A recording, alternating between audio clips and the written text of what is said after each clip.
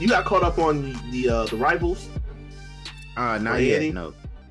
So after we recorded last week, I got on there and I checked out Rock versus Hogan. So I'm like, yo, I remember that being a damn good match. So I went back and I watched Mania 18, that specific match.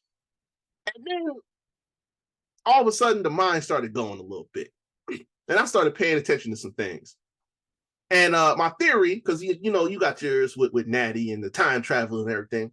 Yes. I got one for y'all.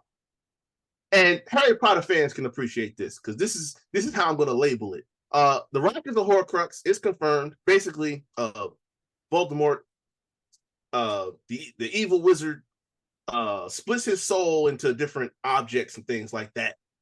And that's how he stays alive.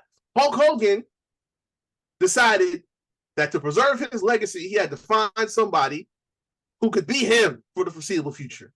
And he chose The Rock.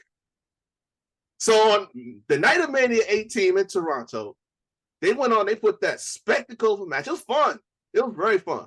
The fans really made the match. There wasn't a lot of crazy stuff going on, but the environment did it.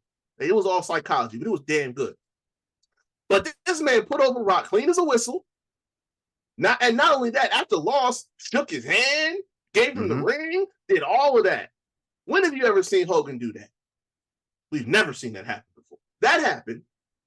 And I think that ever since that night, Hogan made sure to split his soul into Rock. Oh, that was crazy. Yeah, that was crazy. But we're going to let it slide. He bestowed all his Terry-isms and his wisdom and all his knowledge of how to work the business. He passed it all down to Rock, because I started looking back. If you paid attention, he went away from wrestling for 7 years. He came back.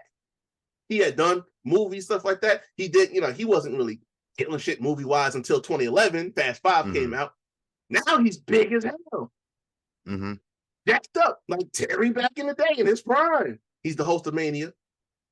He's the only memorable thing about that Mania, other than Taker and Triple H. He wrestles John Cena a year later. Who goes over? Rock. You fast forward almost a year later, CM Punk is champion for 434 days. Who beats him? Rock. Because, I got to go face Cena at Mania, so now I'm going to drop the belt to him.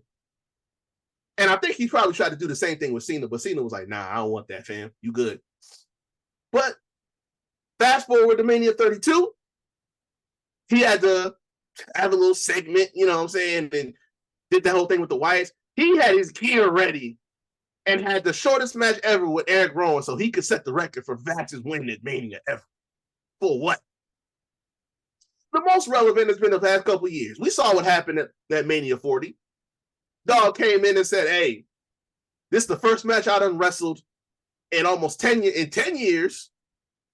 And I'm just going to take this man's main event, Cody Rhodes. I'm going to take your main event, and I'm going to wrestle Roman Reigns in the main. Fuck your main event, fuck your story. Hey, look, I ain't mad at him. But I'm saying, like, he's cutting all these promos talking about fuck your story. There's probably some truth in there. Like, he was probably really feeling that. You know what I'm saying? And not just that, because I went back and I watched the Mania doc too, just to get some clarification. Like, he caps just like Terry does. He tells lies just like Terry does. You know what I'm saying? Like, I watching the Rivals, he was talking about how, Hogan's in the ring and he takes his headband off, he throws it, and I'm standing there and I catch it. Nigga, what? I was like, not even 10 years old. How are you catching a headband in the middle of a crowd? Stop lying. So it just dawned on me, like, yo, this motherfucker. And it don't even just apply to wrestling, bro. It goes movies. He thought he was gonna save the DC universe playing Black Adam. You know what I'm saying? Taking the whole show to himself. How'd that work out? Shit bombed. Got the XFL, third time's a charm. We're gonna take over the XFL and we're gonna merge it, the USFL. I just read the other day, fucking Army want they $6 million back from their recruiting money that they took. But dude gonna have his sway everywhere and just work how he want to do it. You know what I'm saying? He just want to pull up, do what he want to do. He get his own belt for Mania. He bookmarking a title match with Cody whenever he comes back. Like, this man, Terry's gonna live forever. This is Terry 2.0. We just don't say nothing about it because we cool with Rock, but Terry has preserved his legacy forever because he passed his soul to Rock, or a bit of his soul to Rock. I'm telling y'all right now. So when the party's finally over, let's speed it up. Let's get it there. When the party's finally over, it ain't really gonna be over. That's all I'm saying. Hey, you might have some legs with that. Who the Rock's Horcrux? Oh, maybe. I don't know. I don't know yet. Like I'm telling you, he probably wanted it to be Cena. That's why like he made sure to put him over at 29. I'm just saying, Cody out Terry the Rock a few months back. I'm just saying. Hey, he used his tears. He used his tears. He did. That's different. I got a couple more things to help support that theory too. The Rock went clean over Terry twice. Well, the second time wasn't clean, but he went over Terry twice. Yep. Terry never went over the Rock. And I also remember the Miz main event and beating John Cena at WrestleMania too. We ain't gonna forget about that.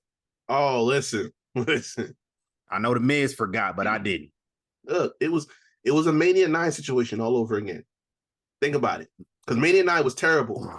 And Hogan thought that by interjecting himself into the main event, he was gonna save the day.